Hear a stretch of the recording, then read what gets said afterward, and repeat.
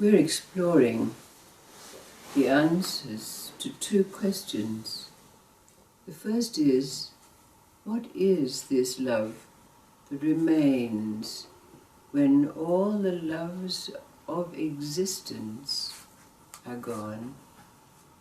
And what is the meaning of the absence of illusion?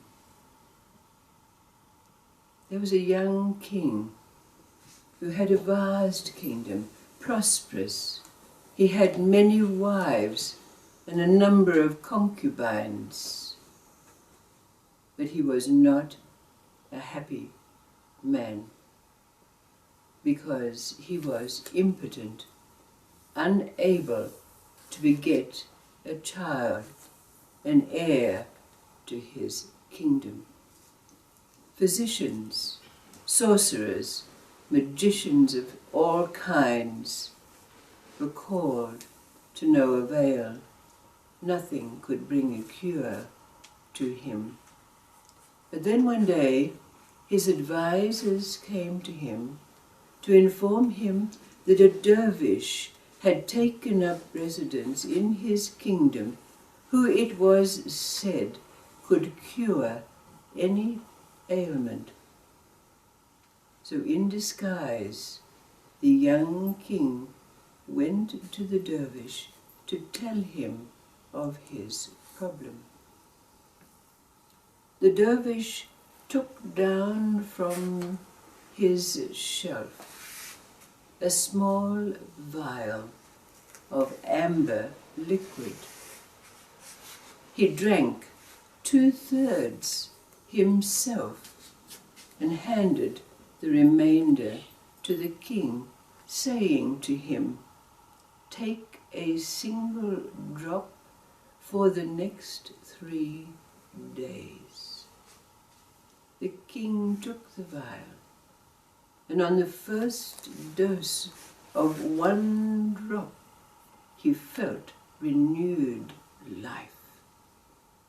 With the second drop, his love-making ability became normal, and on the 3rd drop, he became a love-making tiger.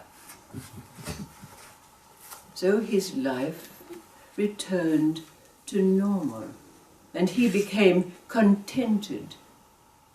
But with this state of contentment came a question. So he went back to the dervish, and after thanking the dervish for bringing about the cure, he said, "But please, Master, will you tell me your secret? You, a celibate dervish who could drink from the vial, and I, taking 3 drops, had such a reaction." "Oh," said the dervish, "there's no point in my telling you my secret, because I can see that you are going to die before the sun rises tomorrow. So I must try to find a cure for you." So the king was given another vial of the elixir handed to him previously by the dervish, and he put it down his throat immediately. But the king could hardly walk out of the dervish's hut. His knees were weak, his legs were shaking. He rode in his palanquin back to the palace, and when he entered, of course, his many wives came to fawn upon him. He just brushed them aside and staggered to his chamber, giving instructions that he was not to be disturbed unless he called. He spent the night in his silken satin sheets, feeling as though they were filled with thorns, tossing and turning and sweating. Fear gripping his heart and his whole being. The whole night he looked to the window to see the dawn coming up. But to his very great surprise, when the dawn came, he did not die. He hastened back to the dervish who was sitting outside his hut. And the dervish said, "Oh, great king, I knew that you were not going to die, but I wanted to demonstrate to you the power of fear. As you experienced this fear of death that gripped you, rendered you unable to be able to react even to the approaches of your wives. You see, I have no fear of death, nor do I have a fear of life.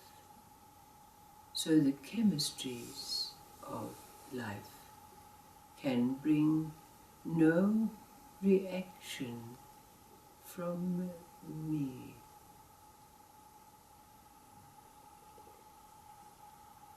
What is the deep meaning of this story for you relative to our question? What is the meaning of the absence of illusion?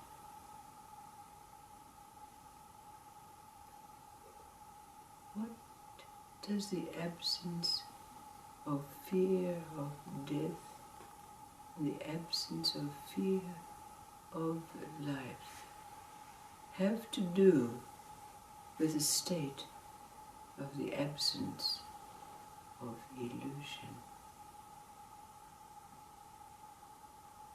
We have only these short days together, so drawing on your own experiences of the sufferings of life, because you must know that you would not be sitting here had you not suffered.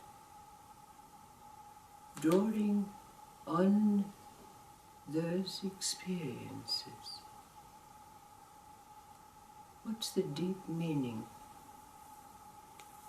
of this story relative to our finding the answer to this question, with the possibility of, in doing so, recognizing that we are living in a state of absence of illusion?